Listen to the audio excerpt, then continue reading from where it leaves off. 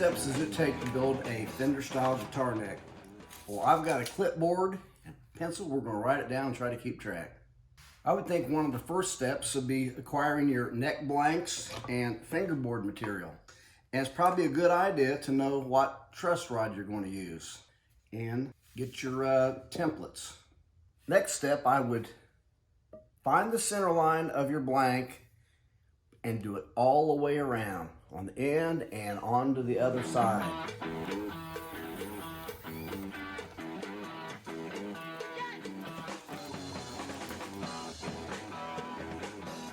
Created a jig right here that will hold a neck blank.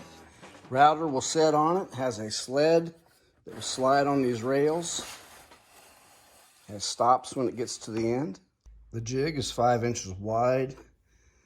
The rails are 1.5 inches high. A retainer at the end that the neck blank slips under.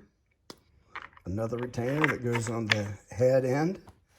The barrel of the truss rod needs a 3/8 hole 11/32 below the surface of the fretboard. Placing the blank in the jig that I've got the center line marked on. I've got adjusting screws to hold it in place. And so that you don't have to keep a measuring stick to measure back and forth to make sure you're centered, I've made this mark on a block that fits right in between that wood. You just adjust it so the center line is aligned. Run it back and forth a few times, checking for center. Lock it down. I've got a guide set up for the barrel of the truss rod to drill that hole. I've got a dimple in there, and when this tape hits this pipe, it's a 3/4 inch hole. So that you do not damage your router bit, you will want to remove this sleeve before you route this slot. I'm adjusting the router bit to where I'm only getting half of the cut at a time.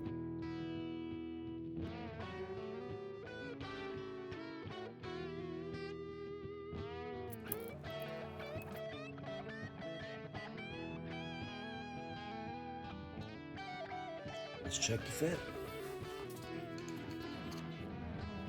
All right, nice. I'm going to cut this on the bandsaw to the outside of that line.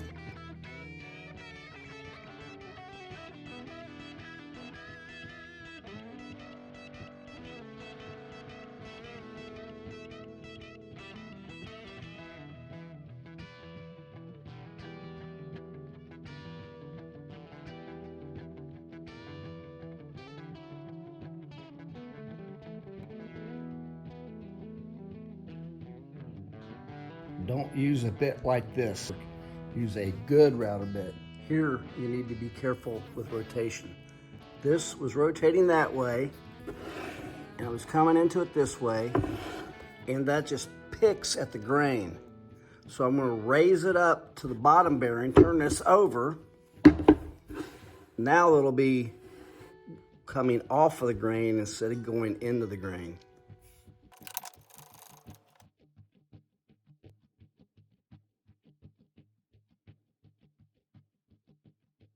When I routed it, I lost my mark on the end, so I'm going to reestablish it right now.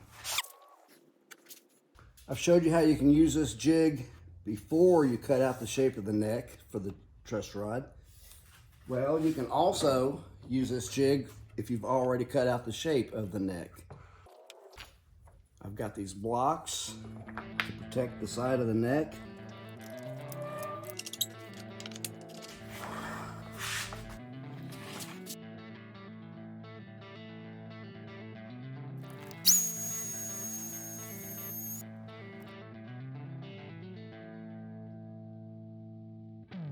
Here is a jig for making the holes for your tuners and your peg head that makes them evenly spaced from the edge and apart. You use a 3/8 Fastener bit, goes into that hole. This hole is for alignment. That's the spacing, and it's about 5/32 away from the edge. Line up this hole right here. That's the hole you're going to be drilling. Now that you've got it aligned where you want it, it doesn't matter where you clamp it down. Drilling from the back first is a way to assure you don't get split outs because you haven't removed the front yet. You line it up where you want your first hole to go. You push it against the edge, you clamp it down.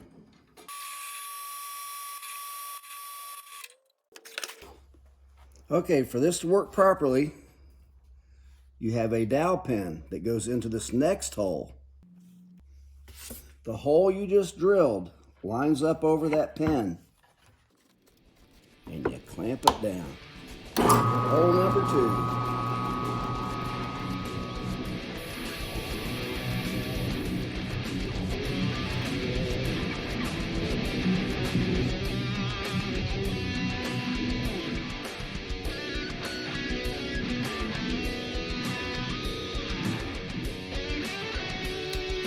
Time for neck number 2. 2 in a row. The more you do of this repeated work, the easier and faster it goes. The 3/8 needs to be replaced with a 10mm for the size of the tuning pegs.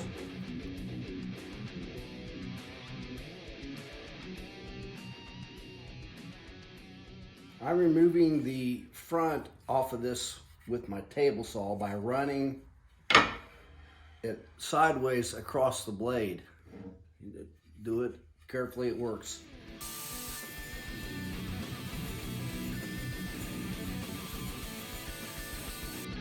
I might use a bandsaw next time to thin down that headstock. Well, I guess that gets us up to about step 6 or 7. I've lost track. But I've got this somewhat thinned down. Next, we'll slot the fretboards, attach them to the front of this neck, and set it up in this thickness sander to get that slope. Well, we've got these 2 necks underway. Be sure you stick around, come back for the next video. Subscribe, like, share with your friends. Marvelous.